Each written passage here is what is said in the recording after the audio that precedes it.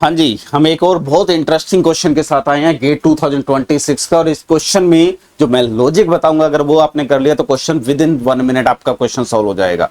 तो एंड तक वीडियो देखिएगा, आपको बहुत सिस्टमेटिकल चीजें मिलेंगी। यहाँ पे हमें क्या गिवन है क्वेश्चन में, उसको ही मैं यूज करूंगा। P and Q non zero real matrix है, assuming that there is 3x3 non singular matrix S such that this and this matrix are upper triangle। तो मैं अज्यूम कर लेता हूं कि हमारे पास जो U मैट्रिक्स है वो क्या है, S inverse P of S, ये अपर ट्राइंगल मैट्रिक्स है।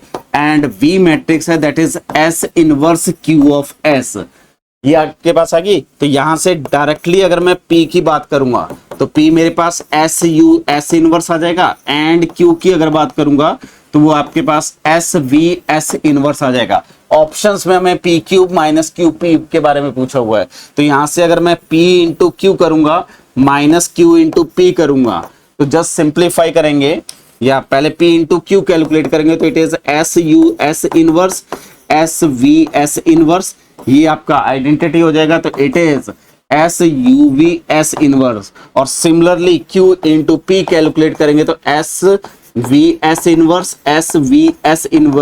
which is equal to it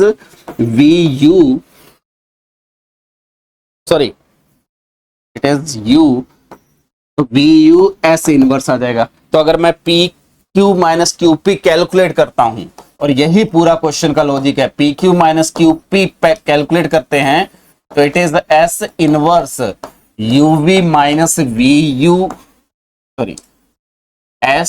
S inverse.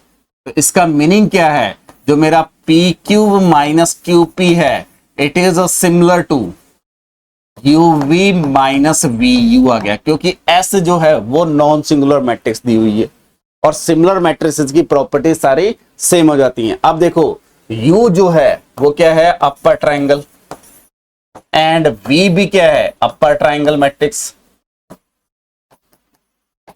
तो डेफिनेटली जब UV माइनस VU करूंगा तो जो डायगोनल एंट्रीज होंगी UV और VU में सेम होंगी, क्योंकि अपर ट्राइंगल है तो अपर ट्राइंगल को अपर ट्राइंगल से मल्टीप्लाई करोगे तो डायगोनल से मल्टीप्लाई होता है, और यही की पॉइंट है। तो this is strictly upper triangle.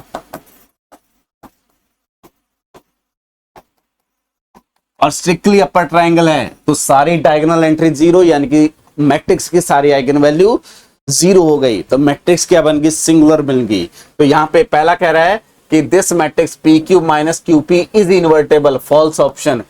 This matrix is nilpotent, क्योंकि सारी आइगन वैल्यूज की जीरो हैं तो इसकी भी सारी आइगन वैल्यू जीरो होंगी, इसकी सारी eigen value zero. A matrix is nilpotent if and only if all eigen value are zero. तो सेकंड ऑप्शन आपका ट्रू हो गया। वो कह रहा है कि I plus this is invertible, तो अगर I plus P cube minus Q P की बात करूंगा तो इसकी डायगोनल एंट्रीज 1 1 1 आ जाएंगी, तो सारी आइगन वैल्यू 1 हो गई, तो इंप्लाइज इट इज इनवर्टेबल।